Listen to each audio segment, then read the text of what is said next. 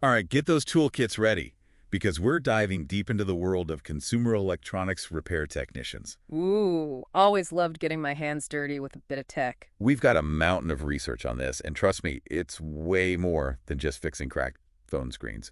Like, way more. People would be amazed what those skills actually cover these days. It's wild. We found mentions of everything from TVs and gaming consoles, even down to audio systems and digital cameras. It's a whole ecosystem, really. Right. And those were just the obvious ones. You start digging, and it's like, how much do we rely on this stuff every single day?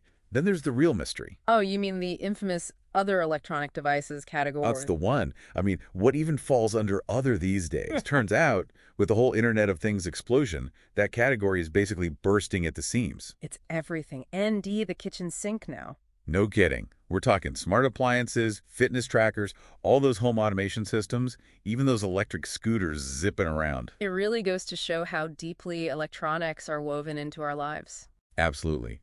And for every single one of those gadgets, there's a tech whiz out there who knows it inside and out. It's like they're the surgeons of the tech world or something, carefully diagnosing, repairing all these complex systems. Totally. But here's the thing that really surprised me. It's more than just being able to, like, rewire a circuit board. You're telling me technical skills are vital, of course, but it's not the whole picture by a long shot. Okay, so spill the tea. Our sources broke down the core skills, and some of them threw me for a loop. Computers and electronics knowledge, naturally, that's huge, came in at 72%. Makes sense, right? Got to speak the language of circuits. For sure. But get this, mechanical skills actually outranked it at a whopping 77%.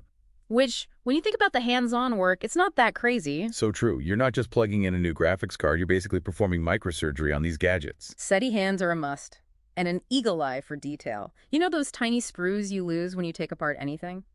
It's that, but a million times more complex. And with tech getting smaller and smaller, those skills are even more important. Oh, for sure. We're talking specialized tools, micro-soldering irons, ESD-safe workstations, even infrared cameras. Infrared cameras, that's next level stuff. Yeah. It's like old school craftsmanship meets cutting edge tech. Your grandpa's electronics repair, this ain't. Not even close. But there's another layer we haven't even touched on yet, the human element. Right. Because at the end of the day, these technicians aren't just working on machines, they're working with, actual people. And let's be real, nobody's thrilled to be handing over their precious gadgets for repair. Totally. So are you saying a good bedside manner is as important as knowing how to, like, rebuild a motherboard? 100%. The sources stressed customer and personal service knowledge. It was a big deal, like 57%. Which makes total sense. You got to explain complex issues in a way anyone can get. Manage those expectations. It's clear communication, empathy, and a whole lot of patience sometimes, especially when someone's convinced their device is a goner. So it sounds like being a consumer electronics repair technician needs this unique blend of technical wizardry, problem solving, and just good old-fashioned people skills. It really is fascinating when you think about it. As tech keeps moving at warp speed, this field is only getting more important. And more demanding, for sure. It's like trying to hit a moving target, right? Yeah. Doing super intricate repairs, making sure those customers don't bite your head off, and then there's tech itself, always changing the game. It's the name of the game, really. And our sources flag some pretty big advancements in the repair world, too, like these new diagnostic tools. Oh, tell me more. What kind of high-tech wizardry are we talking about? So now we're seeing specialized software that can actually pinpoint what's wrong on a component level. Wait out. So, like, you could find a faulty capacitor without even touching a soldering iron. Exactly. And it's not just about speed, it's accuracy, too. No more guesswork, no more swapping out parts, hoping for the best. I can only imagine the time and frustration that saves, both for the technician and the poor soul who just wants their gadget fixed. Tell me about it. And then there's the whole remote diagnostics thing, which is blowing my mind. Hold on, remote diagnostics. Is that even a thing? Are we talking fixing a laptop in New York from a beach in Bali? Well, maybe not that extreme, but you get the idea. Secure connections, specialized software, it's all becoming a reality. Wild. But those technicians must need a whole other level of tech skills now, right? No doubt about it. It's tech pushing the boundaries of the job. These days, you need to be comfortable with hardware, sure, but also software, networking, even cybersecurity. Whoa, cybersecurity too. So you're saying it's not just about knowing your way around a motherboard anymore? It's a whole new ballgame. Yep. And the learning never stops. That's the thing about this field. Makes sense. New tech every single day. So where do you even start? What's the career path look like for someone who's, like, itching to get into this world? Well, usually you start entry level, right? Maybe helping with simpler repairs, getting a feel for things. Kind of like an apprenticeship, learning the ropes. Exactly. Then, as you gain experience, you move on to more complex stuff.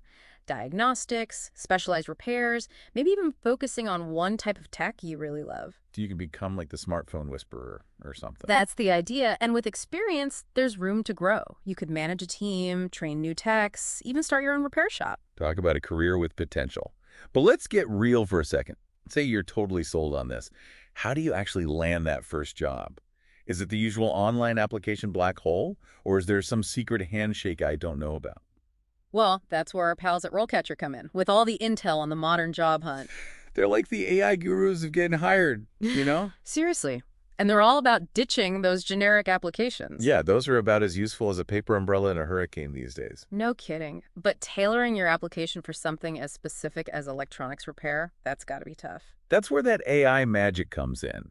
Imagine feeding RoleCatcher a job description. It picks it apart, finds those keywords, the skills, even the experience level they're after. So it's like having an AI recruiter in your back pocket, highlighting exactly what you need to show off. Exactly. And it's not just about sprinkling in a few buzzwords here and there. Oh, there's more. Way more. RoleCatcher digs into your resume, your cover letter, even helps you tell your story in a way that really clicks with those hiring managers. So it's like, work smarter, not harder. Right. Use that tech to your advantage. 100%. Makes you wonder what other tricks tech has up its sleeve for the future. Speaking of the future, any mind-blowing predictions about where electronics repair goes from here? Well, we touched on the whole right to repair movement and all the Right. e-waste concerns. Right.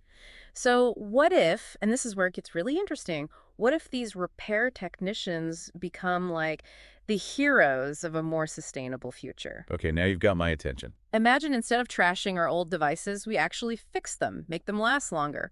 These technicians, they're not just fixing gadgets anymore. They're fighting waste, promoting sustainability, changing how we think about tech. Wow. It's a complete 180. From a throwaway culture to, like, a repair and reuse world. Right. And who better to lead the charge than the folks who know these devices inside and out? It's a whole new image for those tech wizards. And on that note, I think we've just about exhausted our deep dive into the world of consumer electronics repair technicians. Time to recharge. For sure. To all our listeners, we hope this has sparked your curiosity, maybe even inspired you to look at your gadgets a little differently. Until next time, keep those circuits humming.